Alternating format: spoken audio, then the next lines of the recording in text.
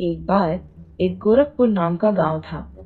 उस गांव के पास ही एक जंगल था जहां एक चुड़ैल रहती थी।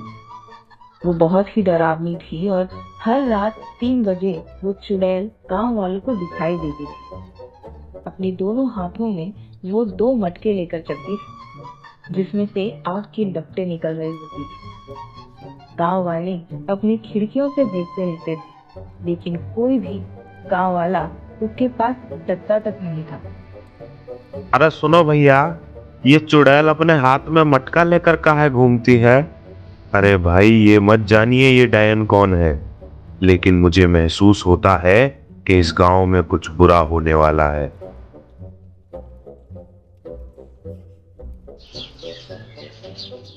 अरे भाई, पूरा साल बीत गया और बारिश का कोई नामो निशान नहीं। मुझे लगता है इस साल भी सूखा पड़ेगा। भाई, मुझे ऐसा लगता है ये सब उस मटके वाली चुड़ैल के कारण हो रहा है। वो रोज रात को दोनों हाथों में आग से भरे हुए दो मटके लेकर घूमती है। मुझे लगता है इस कारण से गांव में सूखा पड़ रहा है। अरे भाई, आप सही कह रहे हो। पता नहीं हम कब इस चुड़ैल से मुक्ति पाएंगे। चलो भाई, देर हो रही है। फिर वो दोनों लालची व्यापारी के कुएं से पानी लाने जाते हैं। जो भी गांव वाला देर से आता था उसे लंबी कतार में खड़ा होना पड़ता था। क्योंकि गांव में सूखा पड़ा था तो इस बात का फायदा उठाकर वो व्यापारी पानी महंगे दामों पर बेचता था। उस व्यापारी के पास एक बहुत गरीब गांव वाला जाता था। व्यापारी जी, आज मेरे पास आपको देने के लिए पैसे नहीं है। मैं कल आपको पूरे पैसे दे दूंगा। मुझे आज कुएं से पानी लेने दीजिए। क्या समझ रखा है? मैं किसी को भी पानी मुफ्त में दे दूंगा? चलो जाओ यहाँ से। पहले पैसे निकालो, फिर पानी ले जाओ। उस व्यापारी ने लालच की सारी हदें पार कर दी थी। एक दिन उसकी पत्नी सुनीता ने उससे कहा, सुनो, इस बार बहुत सूखा पड़ा है। हमें गांव वालों की मदद करनी चाहिए। हमें गांव वालों से पानी के बदले पैसे नहीं लेने चाहिए। तुम ना अपनी दानवीरता अपने पास रखो। मुझे उपदेश मत दो और अपना काम करो। ये समय पैसा कमाने का है और मैं इस मौके को दान धर्म में बर्बाद नहीं करूंगा। ठीक है, फिर मैं भी तुम्हारे जैसे लालची इंसान के साथ नहीं रहूंगी। मैं अपने मायके जा रही हूँ। हाँ हाँ, जहां जाना है वहां जाओ, मुझे कोई फर्क नहीं पड़ता।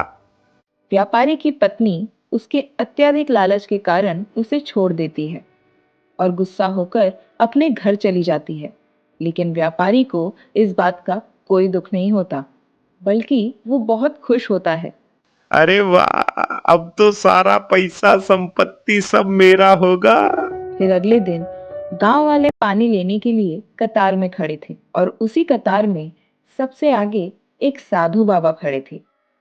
उन साधु बाबा को देखकर उस लालची व्यापारी ने उनसे कहा, देखो बाबा, यहाँ कुएं का पानी मुफ्त नहीं है।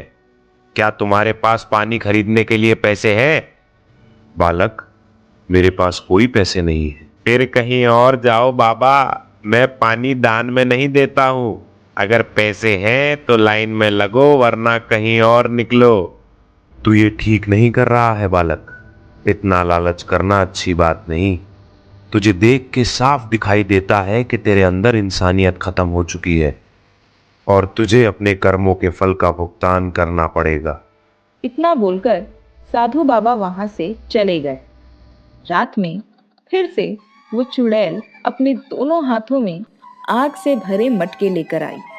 लेकिन इस बार वो सीधे व्यापारी के घर गई और उसका दरवाजा खटखटाने लगी। ओफो, इतनी रात को कौन पानी लेने आ गया? इसने मेरी नींद खराब करी है। अब तो मैं इससे पानी के दुगने पैसे लूंगा। लेकिन जब लालची व्यापारी ने खिड़की से झांक कर देखा तो वो दंग रह गया। हे प्रभु, ये तो मटके वाली चुड़ैल है। ये मेरे घर क्यों आई है? मेरा दरवाजा क्यों पीट रही है? अब मैं क्या करूं हे ईश्वर?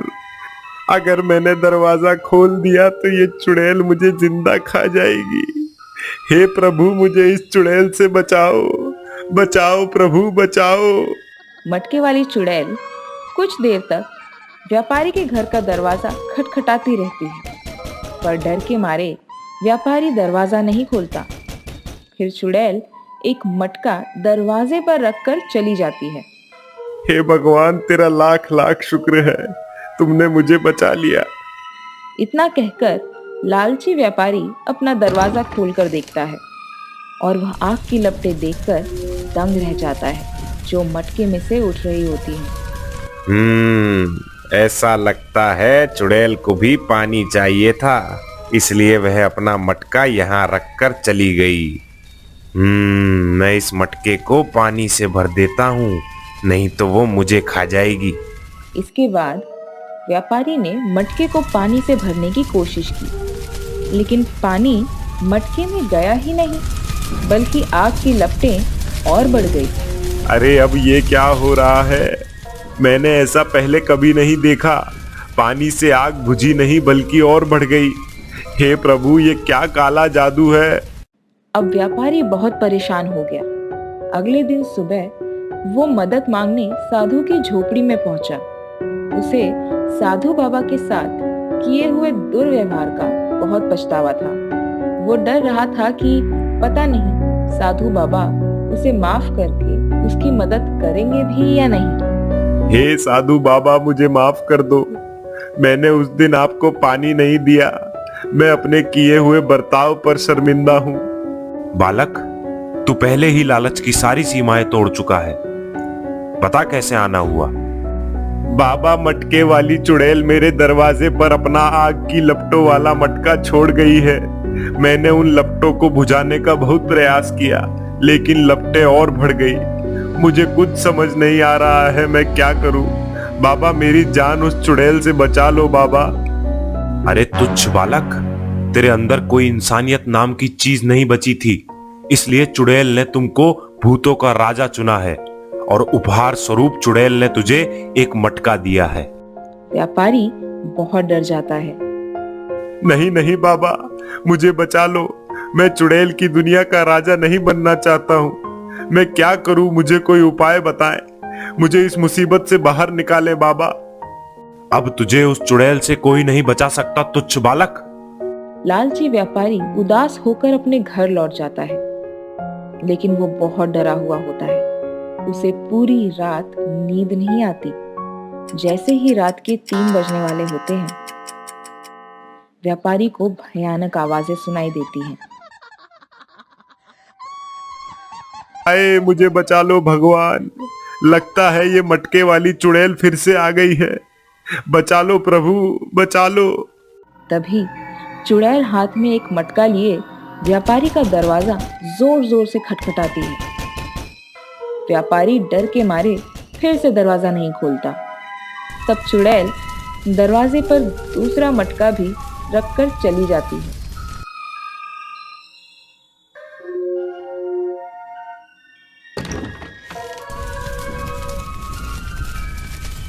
अरे, ये तो दूसरा मटका भी रखकर चली गई।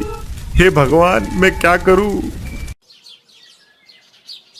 पूरे गांव में व्यापारी के घर के सामने रखे गए आग वाले मटके की बातें होती हैं। अरे भैया, तुमने कुछ सुना? चुड़ैल व्यापारी के घर 2 मटके छोड़ गई है। हाँ भाई, मैंने भी सुना है और वहां जाकर देखा भी है कि व्यापारी के दरवाजे के सामने 2 मटके रखे थे। पूरा गांव व्यापारी के घर जाने और उसके कुएं का पानी लेने से मना कर देता है। हे भगवान, ये चुड़ैल के कारण मेरा व्यापार ठप हो गया है। आज कोई भी गांव वाला पानी लेने ही नहीं आया। अब मैं कैसे पैसे कमाऊंगा? लालची व्यापारी दोबारा से मटके की आग को पानी से बुझाने की कोशिश करता है, लेकिन आग की लपटें और बढ़ जाती हैं। डर के कारण व्यापारी मदद के लिए बहुत चिल्लाता है, लेकिन कोई गांव वाला उसकी मदद के लिए सामने नहीं आता। अरे भाई, कोई तो मेरी मदद कर दो। हाँ भैया, तुमने करी आज तक किसी की मदद, तो हम क्यों तुम्हारी मदद करें? अब तो तुम बस पैसे कमाओ। तभी लालची व्यापारी की बीवी सुनीता चुड़ैल के बारे में सुनकर घर लौट आती है। अरे सुनीता, तुम वापस आ गई। तुम बहुत अच्छी हो सुनीता। मुझे तुम्हारी मदद चाहिए। मुझे उस चुड़ैल से बचा लो। वो मेरे पीछे ही पड़ गई है। मुझे चुड़ैलों का राजा नहीं बनना है। मुझे क्या करना चाहिए, मुझे बताओ सुनीता। मैंने तो पहले ही कहा था, इतना लालच करना अच्छा नहीं है। तुमने तो सारी हदें पार कर दी थी। ये तो होना ही था। लेकिन अब मैं सुधरना चाहता हूँ। कुछ रास्ता बताओ जिससे मैं चुड़ैल से भी बच जाऊं और अच्छा इंसान भी बन जाऊं। उसके बाद अपनी पत्नी के कहे अनुसार लालची व्यापारी ने अपनी लोभ से कमाए हुए धन को दान धर्म में लगाया। गरीब को खाना कपड़ा मुफ्त में बांटा। कुएं का पानी भी सभी गांव वालों को मुफ्त में देना शुरू कर दिया। उन्नति के लिए गांव के मुखिया को भी बहुत सारा धन दिया। मुखिया जी, ये सारा पैसा मैंने गलत तरीके से गांव वालों से कमाया है। आप इस धन को ले लो और गांव में बांट दो। सुनीता, अब मैंने अपना सारा धन लोगों में बांट दिया है। आज मुझे बड़ा संतोष हो रहा है, जो मुझे धन कमाकर भी नहीं हुआ। मैंने मन से सारा डर निकाल दिया है। मुझे तुम पर गर्व है। आज तुमने बहुत अच्छा काम किया। उसी रात चुड़ैल ने फिर से व्यापारी के घर का दरवाजा खटखटाया। अरे सुनीता, देखो ये मटके वाली चुड़ैल तो फिर से आ गई। अब तो मैंने अपना सारा धन भी दान कर दिया है और कभी लालच करने की सोचूंगा भी नहीं। अब आपने अपनी गलती सुधार ली है। अब आपको डरने की कोई जरूरत नहीं है। इतना बोलकर सुनीता दरवाजा खोलकर बाहर जाती है। ओ चुड़ैल, अब तुम्हारा यहाँ कोई काम नहीं है। मेरे पति अब चुड़ैलों के राजा नहीं बन सकते। अब तुम कहीं और जाकर कोई दूसरा बुरा इंसान खोजो।